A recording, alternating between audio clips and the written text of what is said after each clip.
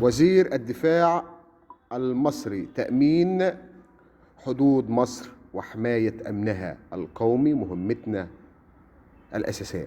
تأمين حدود مصر وحماية أمن القومي المصري مهمة مقدسة.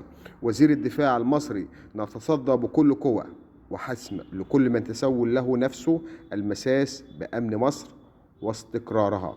النهارده السيد وزير الدفاع كان بيتكلم إن القوات المسلحة المصرية الباذلة مهمتها هي حماية الأمن القومي المصري وحماية شعبها ومقدساته، ونتصدى بكل قوة وحسم لكل من تسول له نفسه المساس بأمن مصر القومي واستقراره.